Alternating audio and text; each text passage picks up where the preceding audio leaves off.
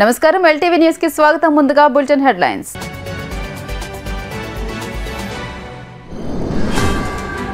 మోదీ పాలనలో railway budget గణనీయంగా పెరిగిందన్న కేంద్ర మంత్రి కిషన్ రెడ్డి. 1309 స్టేషన్లను మోడర్న్ గా మార్చుతున్నామని వ్యాఖ్య.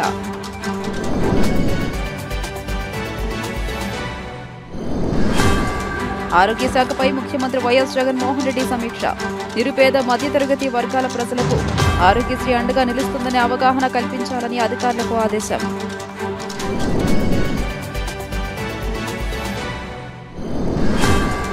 ఏపీ సిఐడి కార్యాలయానికి విచ్చేసిన టీడీపీ అధినేత చంద్రబాబు. హైకోర్టు ఆదేశాలతో పూచీకత్తులను సమర్పించిన చంద్రబాబు.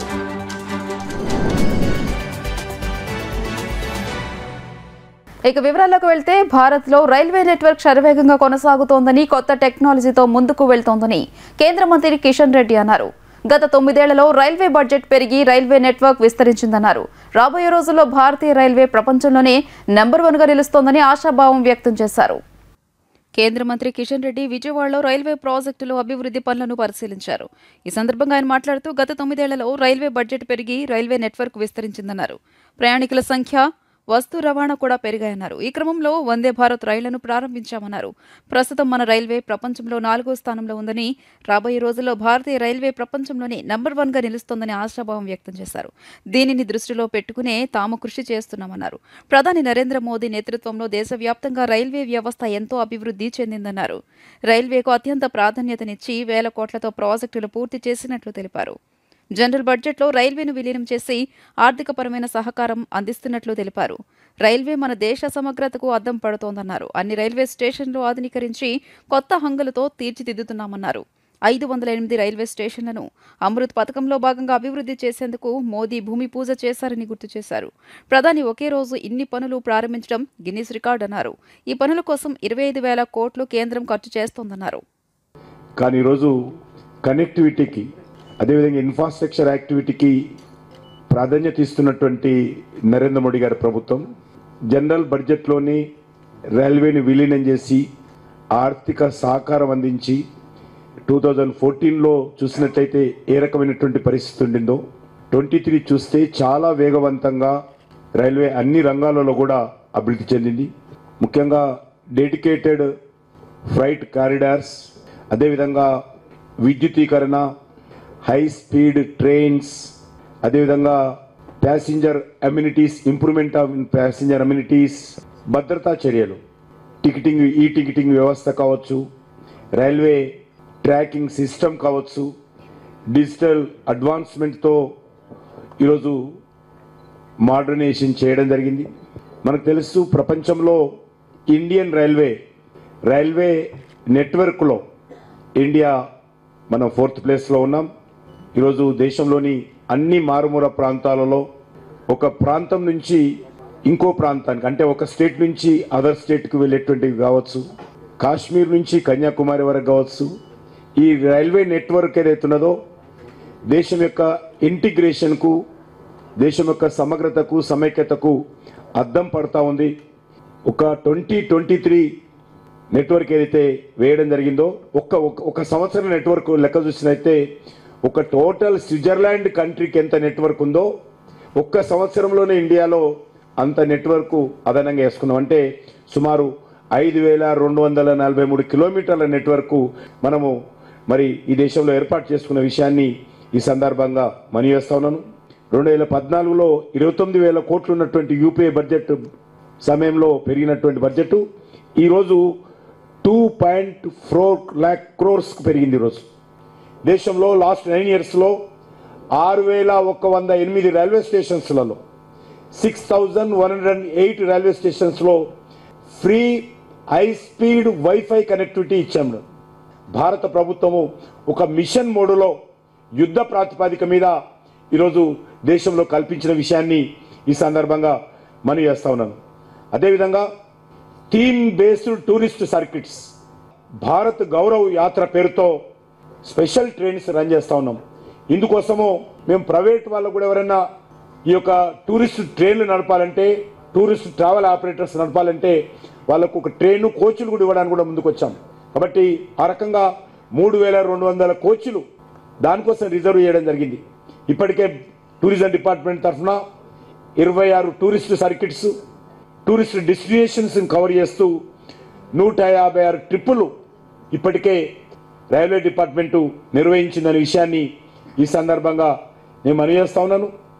రైల్వే ద్వారా మరింతగా మరి దేశ ప్రజలకు సేవ చేయించాలా, అన్ని వర్గాల ప్రజలు కూడా రైల్వే అందుబాటులో ఉండాలనే దృక్పథంతో అనేక రకాల కొత్త టెక్నాలజీతోటి రానున్న రోజుల్లో ముందుకు తీసుకెళ్తామనే విషయాన్ని ఈ సందర్భంగా మనవి చేస్తూ రాష్ట్ర ప్రజలకు సంపూర్ణ ఆరోగ్య భరోసా కల్పిస్తూ డాక్టర్ వైఎస్ఆర్ ఆరోగ్యశ్రీ ద్వారా 25 లక్షల రూపాయల వరకు ఉచితంగా వైద్యాన్ని అందిస్తున్న నేపథ్యంలో పథకం గురించి తెలియని వారు ఏ ఒక్కరూ ఉండటానికి వీల్లేదని అధికార యంత్రాంగానికి ముఖ్యమంత్రి వైఎస్ జగన్మోహన్ రెడ్డి స్పష్టం చేశారు. నిరుపేద మధ్యతరగతి వర్గాల ప్రజలకు ఆరోగ్యశ్రీ అండగా నిలుస్తుందనే అవగాహన ఉండాలన్నారు. పథకాన్ని ఎలా వినియోగించుకోవాలనే అంశంపై ముమ్మరంగా ప్రచారం నిర్వహించాలని ఆదేశించారు. తాడేపల్లిలోని క్యాంపు కార్యాలయంలో వైద్య ఆరోగ్య శాఖపై సీఎం జగన్ ఉన్నత స్థాయి సమీక్ష నిర్వహించారు. జగనన్న ఆరోగ్య సురక్ష 2వ దశ అమలు, ఆరోగ్యశ్రీ స్మార్ట్ కార్డుల పంపిణీ, ప్రచార కార్యక్రమాలపై ఆరా తీసిన ఆయన పలు సూచనలు చేశారు. ఈ సందర్భంగా ఆయన మాట్లాడుతూ ప్రతి ఇంటిని జల్లెడపట్టి అవసరమైన వారికి క్యాంపుల ద్వారా వైద్య సేవలు అందించాలని ఆదేశించారు. ఆరోగ్యశ్రీ వినియోగంపై ముమ్మరంగా ప్రచారం చేయాలని, ఆరోగ్యశ్రీ సేవలను ఎలా వినియోగించుకోవాలన్న అంశంపై ప్రతి ఒక్కరికి అవగాహన ఉండాలన్నారు. ఏ గ్రామంలో ఎంతమందికి బీపీ, షుగర్ ఉన్నాయి, ఎంతమంది అనారోగ్యంతో బాధపడుతున్నారు, వారికి అందే వైద్య సేవలు తదితర డేటా మ్యాపింగ్ అనేది జరగాలన్నారు. టీడీపీ అధినేత చంద్రబాబు ఏపీ సిఐడి కార్యాలయానికి వెళ్లనున్నారు. Amaravati inner ring road case, మద్యం ఇసుక కేసుల్లో చంద్రబాబుకు ఏపీ హైకోర్టు ముందస్తు బెయిల్ మంజూరు చేసింది. ఒకేసారి 3 కేసుల్లో ముందస్తు బెయిల్ మంజూరు చేసింది. వారం రోజుల్లోగా సిఐడి దర్యాప్తు అధికారికి పూచీకత్తును సమర్పించాలని కోర్టు ఆదేశించింది. కోర్టు ఆదేశాల మేరకు ఆయన రేపు పూచీకత్తును సమర్పించనున్నారు. మరోవైపు మద్యం కేసులో నిందితులుగా ఉన్న మాజీ మంత్రి కొల్లు రవీంద్ర, రిటైర్డ్ ఐఏఎస్ అధికారి శ్రీ నరేష్ కు కూడా ఏపీ హైకోర్టు బెయిల్ మంజూరు చేసింది. నేరపూరిత వైసీపీతో బలంగా పోరాడుతున్నానని జనసేన అధినేత పవన్ కళ్యాణ్ తెలియజేశారు. శక్తివంతమైన యువ సమూహం అండా తనకు ఉందని అన్నారు. తనకు నిరంతరం వెన్నంటి ఉండేది యువత బలమేనని, సగటు మనిషి ఆవేదనలు తీర్చాలంటే చట్టసభలో మన గొంతు బలంగా వినబడాలని ఆయన పిలుపునిచ్చారు. మంగళగిరిలోని జనసేన పార్టీ కార్యాలయంలో జనసేనతో గ్లాసు టీ కార్యక్రమం నిర్వహించారు. ఈ కార్యక్రమంలో పవన్ కళ్యాణ్ యువతీ యువకుల ఆలోచనలు విన్నారు. ఈ సందర్భంగా పవన్ కళ్యాణ్ మాట్లాడుతూ నవతరం ఆలోచనలు ప్రభావితం చేసేలా ఉండాలి, యువతకు భరోసా కల్పించేలా ప్రజా పాలసీలను తీసుకువస్తాం, యువతరానికి ఖచ్చితంగా నేను పూర్తి స్థాయిలో అండగా నిలిచే బాధ్యత తీసుకుంటానని తెలిపారు. రాజధానితో పాటు అన్ని జిల్లాల్లోనూ ఆర్థిక అభివృద్ధి జరగాలని అన్నారు. అన్ని ప్రాంతాల్లో అవకాశాలు ఉండాలని, ఈ దిశగా తాను ఆలోచిస్తానని తెలిపారు. కేవలం ఐటీ సెక్టర్ మాత్రమే గౌరవప్రదమైనది, ఉన్నతమైనది అనే ఆలోచన కాకుండా వ్యవసాయం, వ్యాపారం, ఇతర రంగాలు కూడా అద్భుతమైనవి అనేలా తీర్చిదిద్దాలని పిలుపునిచ్చారు. తాను అధికారంలోకి వస్తే ఇది చేస్తాను, అది చేస్తాను అని చెప్పను, అందరికీ ఉపయోగపడే పనులు మాత్రం ఖచ్చితంగా చేస్తానని మాట ఇస్తున్నానని ఆయన హామీ ఇచ్చారు. And basic rampant drug issue ఉంది ఆంధ్రాలో, విపరీతం గంజాయి విపరీతం ఉంది, and which leads to lot of crimes. This one part we have to handle it collectively. It's not just rehabilitation centers. First of all, preventing the crime. Punishment, prevention, and rehabilitation comes much later. So that is one part I have taken. ఇది నేను ఒక్కడిని చేస్తే సరిపోయేది కాదు. ఈరోజు మీకు చెప్పదలుచుకుంది అంటే ఎస్పెషలీ ఫర్ మీకు you can share with your friends. భవిష్యత్తులో మీకు ఏదైనా ఇష్యూ ఉంది, ఇవన్నీ ఉన్నాయి, you motivate your friends. It's not whether you vote for Janasena or not, that's irrelevant for me. నాకు నిజంగా అలాంటి కోరికలు నాకు లేవు. If you believe in it, do it, otherwise that's fine. But I'm here for the nation and for society. So నేను మీకు what commitment I can give to you all is, especially me doctors సంబంధించిన కానీ ఇవన్నిటికీ కూడా we have very deeply understood. అంటే మీ views నాకు కొత్త కాదు ఇది, because I have travelled extensively. నేను వెళ్ళాను మన శ్రీకాకుళం ప్రాంతాలకు వెళ్ళాను. చిన్నపాటి లాకులు రిపేర్ చేస్తే ఒక 3,000 ఎకరాలకి 5,000 ఎకరాలకి చాలా పంటలు పండేస్తాయి, వీళ్ళు చేయరు. So how do we do that? See, వీటన్నిటికీ ఏంటంటే only solution for me is to attain some kind of legislative power. Imagine if Janasena would be in power. Even I'm not saying even not to form, even last time in 2019. Imagine if I would have had 10 to 15 MLAs.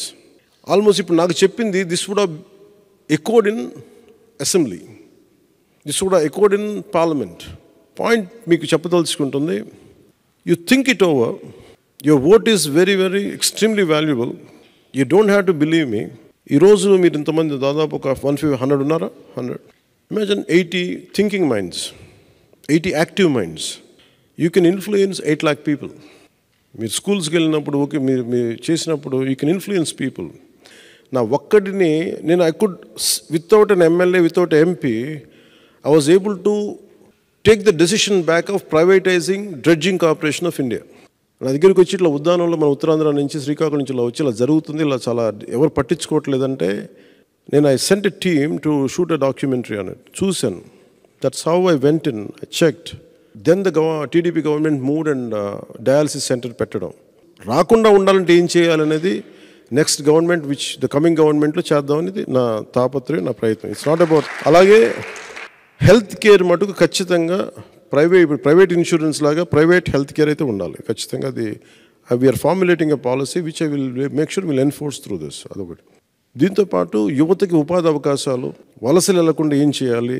State అంటే only capital కాకుండా the development is always at today. One time it was only Amaravati area, today it is Visakhapatnam. It is what about Anantapur, what about Prakasam, what about Srikakulam. ఇది holistic development, సమగ్రమైన అభివృద్ధి విధానం ఉండాలి. ప్రతి ఊర్లో కూడా ఒక ఐటీకి సంబంధించి కానీ, వృత్తి విద్యలకు సంబంధించింది కానీ, అసలు వలసలు వెళ్ళిన పరిస్థితులు, అభివృద్ధి ఆర్థికంగా అక్కడే బలపడేలాంటి అవకాశాలు వెతకాలి. ఇది ఏమైపోతుంది, it's nothing but political will. ఒకళ్ళు అనుకోవాలి అంతే. నేను మనస్ఫూర్తిగా చెప్తున్నా, నేను అలా అనుకొని వచ్చాను పాలిటిక్స్కి. Tomorrow when you vote, make sure you go through that grinding. Is it worth? Janasena కావచ్చు, జనసేన పెట్టుకునే అలయన్స్ కావచ్చు, ఏదైనా కావచ్చు, ఈజ్ ఇట్ వర్త్? రేపొద్దున మీరు ఓటేస్తేనే మీకు హక్కు వస్తాయి, నన్ను నిలదీసే హక్కు వస్తాయి.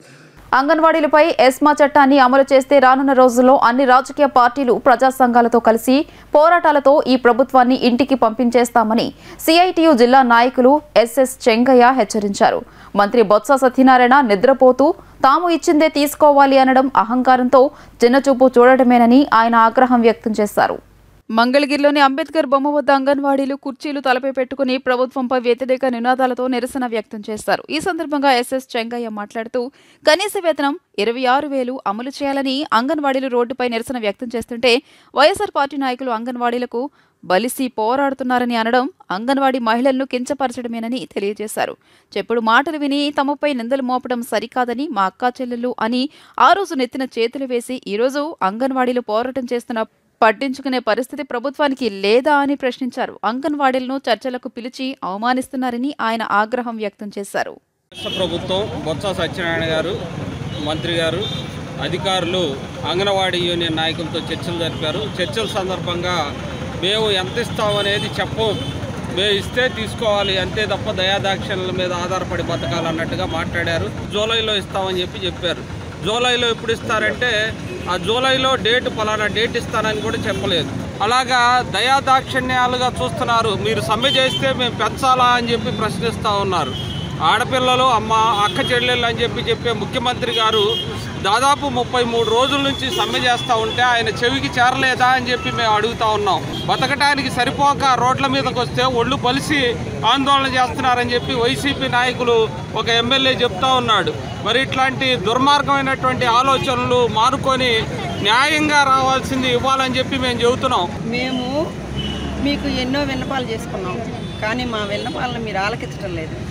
ఆలకించక పోంగా మా మీద ఎన్నో కేసులు, మీ పక్కనే ఉండి మీ ఎన్నుపోటు పొడిచే వాళ్ళనే మీరు నమ్ముతున్నారు, కానీ మా మీద మీకు నమ్మకం లేదు, నమ్మకం కలగటం లేదు. ఈరోజు మేము నిరసన చేసాం, కుర్చీని కిందకి తిప్పి నిరసన చేసాం. మీకు అలాంటి పరిస్థితి కావాలా లేదా? చక్కగా మీరు కుర్చీలో కూర్చొని దర్జాగా ఉండే పదవి కావాలా? గ్రామంలో చేయమంటే చేసి చూపిద్దాం, దానికి కూడా మేము వెనకాడం. కానీ పండగలు ఇక్కడే అయిపోతున్నాయి. సంక్రాంతి కూడా ఇక్కడే చేసుకోమని మీరు చెప్పేశారు. సంక్రాంతి మామూలుగా చేయమండి, ఎందుకంటే అది మంటతో కూడిన పని. ఎంత ఇదిగా ఉంటుందో మా మనసులు మీరు అప్పుడే చూస్తారు. మంటల్లో ఉంటారు మీరు. పిల్లలకు చదువుతో పాటు ఆటల పాటలపై మక్కువ చూపే విధంగా తల్లిదండ్రులు శ్రద్ధ చూపిస్తే భవిష్యత్తులో ఆడపిల్లల జీవన విధానం బాగుంటుందని రైల్వే కీర్తి తెలియజేశారు. మంగళగిరిలోని టిట్కో గృహాల వద్ద రోటరీ క్లబ్ ఆఫ్ మంగళగిరి ఆధ్వర్యంలో సంక్రాంతి రంగుల రంగవల్లిక కార్యక్రమాన్ని నిర్వహించారు. ఈ కార్యక్రమానికి ముఖ్య అతిథిగా MLC Murugudu Hanumantharao, rotary club of Mangalagiri అధ్యక్షులు రేవంత్ హాజరయ్యారు. ఈ సందర్భంగా వారు మాట్లాడుతూ తన చిన్ననాటి సంక్రాంతి వేడుకలు జరుపుకున్న జ్ఞాపకాలను గుర్తు చేశారు. తెలంగాణ, ఆంధ్ర రాష్ట్రాల్లో నిర్వహించే కార్యక్రమాల కంటే మంగళగిరి రోటరీ క్లబ్ వారు నిర్వహించే కార్యక్రమాలకు ఒక ప్రత్యేకమైన స్థానం ఉందని ఈ కార్యక్రమాన్ని నిర్వహించిన రోటరీ క్లబ్ ఆఫ్ టీంకు అభినందనలు తెలియజేశారు. రోటరీ క్లబ్ రంగుల రంగవల్లిక కార్యక్రమంలో 11 మంది విజేతలుగా నిలిచారు. మొదటి బహుమతి గ్రైండర్, 2 బహుమతి డ్రెస్సింగ్ టేబుల్, 3 బహుమతి రైస్ కుక్కర్ పోటీలో గెలిచిన విజేతలకు అందజేశారు. సంక్రాంతి రంగుల హరివిల్లు కార్యక్రమంలో పాల్గొన్న విజేతలకు విజయ ఎంటర్ప్రైజెస్, జ్యోతి ఎలక్ట్రికల్స్ వారు బహుమతులను స్పాన్సర్ చేసిన వారికి అభినందనలు తెలియజేశారు. చాలా సంతోషం. మేము చిన్నప్పుడైతే ప్రతి బజార్లోనూ ముగ్గులు వేసేవారు. ప్రతి బజార్లో వాటి పరిస్థితుల్లో నుంచి ఇవాళ ఏదో ఒక సెంటర్లో, స్కూల్లోనూ, ఇలాంటి కొండ ఏరియాల్లోనూ ఒక ప్రత్యేకంగా మహిళలందరూ వచ్చి పండుగలాగా పదాలు తెలియజేస్తున్నారు. సంక్రాంతి పండుగ అంటే పంటలు ఇంటికి వచ్చిన తర్వాత అట్లానే వాతావరణం కూడా చాలా హాయిగా ఉంటుంది. జనవరిలో వాళ్ళ ఊళ్ళు వెళ్ళి లేదు అనుకో ఉద్యోగరీత్యా ఉండేటటువంటి ప్రతి ఒక్కళ్ళు కూడా ఖచ్చితంగా వాళ్ళ ఇంటికి వెళ్ళి ఉండేటటువంటి బంధువులంతా కూడా కలిసి ఉండేటటువంటి పరిస్థితి కలిగినటువంటి పండగ ఇది. పిల్లలు, పెద్దలు అందరూ కూడా. అలాంటి రోజు ఈరోజు మనం మంచి కార్యక్రమాన్ని ఏర్పాటు చేశారు. రోటరీ క్లబ్ మంగళగిరి ఒక ప్రత్యేకంగా మనం చెప్పుకోవాలి. అన్నిట్లోనూ పార్టిసిపేట్ చేస్తుంటారు. అన్ని కార్యక్రమాలు కూడా జరుపుతూ ఉంటారు. ఒక్కటి కాదు, సమాజంలో ఏ అవసరాలు ఉన్నాయి, పేదల దగ్గర నుంచి లేదు ఇన్స్టిట్యూట్లో ఏ అవసరాలు ఉన్నాయి, చాలా గొప్ప విషయంగా భావించాలి. నిజంగా గతంలో రోటరీ క్లబ్లు ఉండేవి కానీ ముందుకు వచ్చి అవకాశం లేనటువంటి ఖచ్చితంగా ఇది గొప్ప విషయంగా మనందరం కూడా భావించాలి. ఒక ఎమ్మెల్యేను ఎన్నుకుంటే ఎస్సీ, ఎస్టీ రిజర్వ్డ్ నియోజకవర్గాల్లో 4 షాడో ఎమ్మెల్యేలు పెత్తనం చెలాయిస్తున్నారని తెలుగుదేశం పొలిట్ బ్యూరో సభ్యుడు నక్కా ఆనంద్ బాబు ఆరోపించారు. మొత్తం 36 రిజర్వ్డ్ నియోజకవర్గాలను రాష్ట్రంలోని 4 కుటుంబాలు వాటాలు వేసుకుని పంచుకున్నాయని మండిపడ్డారు. మంగళగిరిలోని టీడీపీ కేంద్ర కార్యాలయంలో ఏర్పాటు చేసిన విలేకరుల సమావేశంలో మాజీ మంత్రి నక్కా ఆనందబాబు మాట్లాడుతూ ఉత్తరాంధ్రను విజయసాయిరెడ్డి, వైవి సుబ్బారెడ్డి, కోస్తా జిల్లాలో మిథున్ రెడ్డి, కృష్ణా, గుంటూరు, సజ్జల, ప్రకాశం జిల్లా బాలినేని, రాయలసీమ పెద్దిరెడ్డికి మానిటరింగ్ ధనంజయ రెడ్డికి అప్పగించారని ధ్వజమెత్తారు. ఎస్సీ, ఎస్టీ నియోజకవర్గాల్లో జగన్ వర్గం పెత్తనమేంటని ప్రశ్నించారు. ప్రజలు కల్పించిన దళిత శాసనసభ్యులను కాదని జగన్ రెడ్డి సొంత వర్గాన్ని ప్రజలపై రుద్దడం అప్రజాస్వామికమని దుయ్యబట్టారు. మొత్తం 7 ఎస్టీ, 29 ఎస్సీ నియోజకవర్గాలు ఉన్నాయి. 36 రిజర్వ్ నియోజకవర్గాలు ఈ రాష్ట్రంలో ఉన్నాయి. ఈ ఎస్సీ, ఎస్టీ నియోజకవర్గాల్లో 4 షాడో ఎమ్మెల్యేలు పెత్తనం చేస్తూ ఉన్నారు. ఈ 4 ప్రధానంగా రిజర్వ్డ్ కాన్స్టిట్యున్సీలు, ఎస్టీ రిజర్వ్డ్ కాన్స్టిట్యున్సీలు అరకు, పాడేరు, రంపచోడవరం, అదేవిధంగా పాలకొండ, కురుపాం, పార్వతీపురం, సాలూరు. విజయసాయిరెడ్డి, వైవి సుబ్బారెడ్డి ఉత్తరాంధ్ర. వీళ్ళకి ఏం పనండి అసలు? పాడేరు కాన్స్టిట్యున్సీలో చింతపల్లి ప్రాంతంలో బాక్సైటు, లాటరైటు, రంగురాళ్ళు, క్వాడ్జి ఈ ఖనిజాల నిక్షేపాలు ఉన్నాయి. వీటిని కొల్లగొట్టడానికి వీళ్ళకి అధికారం కావాలి, వీళ్ళకి పెత్తనం కావాలి. కాబట్టి అక్కడ ఉన్నటువంటి ఎమ్మెల్యేలు పక్కన పెట్టి వీళ్ళు వెళ్ళి షాడోలుగా అక్కడ పెత్తనం చేస్తూ ఉంటారు. పాలకొండ కాన్స్టిట్యున్సీ ఉంది, పాత శ్రీకాకుళం జిల్లాలో రిజర్వ్డ్ కాన్స్టిట్యున్సీ. విశ్వాసరాయ కళావతి అక్కడ ఎమ్మెల్యే గారు, ఆవిడ పెత్తనం ఏముండదు. అక్కడ విక్రాంత్ రెడ్డి అతను పెత్తనం చేస్తాడు. రంపచోడవరం చూస్తే రంపచోడవరం ఎస్టీ నియోజకవర్గంలో నాగులాపల్లి ధనలక్ష్మి గారు శాసనసభ్యురాలు. అక్కడ దళిత సుబ్రహ్మణ్యాన్ని దారుణంగా చంపి హత్య చేసి డోర్ డెలివరీ చేసినటువంటి అనంతబాబు అనేవాడు పెత్తనం చేస్తుంటాడు రంపచోడవరంలో. అక్కడ కంప్లీట్ స్మగుళ్ళు బిజినెస్ అంతా ఇళ్ళదే. పాప రాజేంద్ర గారు మంత్రి, పేరుకి మంత్రి, సీనియర్ ఎమ్మెల్యే, ఆయన పెత్తనమే ఉండదు. అక్కడ కూడా వైవి సుబ్బారెడ్డి, విక్రాంత్ రెడ్డి పెత్తనం చేస్తుంటారు ఆయన మీద కూడా. నిన్నటిదాకా మంత్రిగా ఉంది పుష్పశ్రీవాణి, అక్కడ ఈవిడ భర్త గారు పెత్తనం చేస్తుంటాడు పరీక్షిత్ రాజు. నాన్ ఎస్టీస్, ఎస్టీల మీద వీళ్ళు పెత్తనం చేస్తూ ఉంటారు. వీళ్ళని ఎస్టీల మీద పెత్తనం చేపిస్తుంది ఎవరు? జగన్మోహన్ రెడ్డి. ఇకపోతే 29 ఎస్సీ రిజర్వ్డ్ కాన్స్టిట్యున్సీలు ఉన్నాయి. వాటి పరిస్థితి కూడా ఏమాత్రం తీసిపోదు. మొత్తం అయిపోయింది. ఎవడైతే భుజాల మీద మోసి అధికారాన్ని కట్టబెట్టారో, అప్పజెప్పారో వాళ్ళనే ఈ రోజున జగన్మోహన్ రెడ్డి తొక్కుతా వచ్చాడు. దాన్ని చూస్తూ వచ్చినటువంటి మీ వంతు ఇవాళ ఎమ్మెల్యేలు ఎంపీలుగా ఉన్నటువంటి మీ వంతు ఇవాళ వచ్చింది. మీకు జరుగుతున్నటువంటి అవమానం చూస్తే చాలా బాధ కలుగుతూ ఉంది.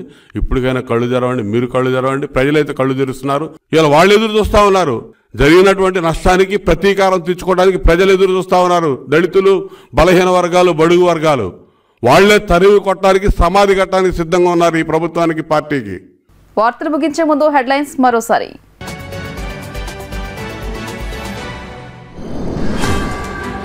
మోదీ పాలనలో రైల్వే బడ్జెట్ గణనీయంగా పెరిగిందన్న కేంద్ర మంత్రి కిషన్ రెడ్డి.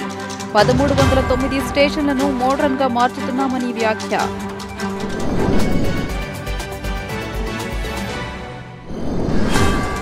ఆరోగ్య శాఖపై ముఖ్యమంత్రి వైఎస్ జగన్మోహన్ రెడ్డి సమీక్ష. నిరుపేద మధ్యతరగతి వర్గాల ప్రజలకు ఆరోగ్యశ్రీ అండగా నిలుస్తుందని అవగాహన కల్పించాలని అధికారులకు ఆదేశం.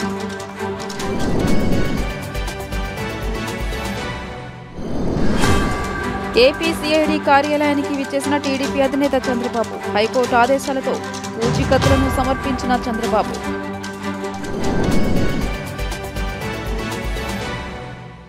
ఈ వార్తలు ఇంతటితో సమాప్తం. నమస్కారం.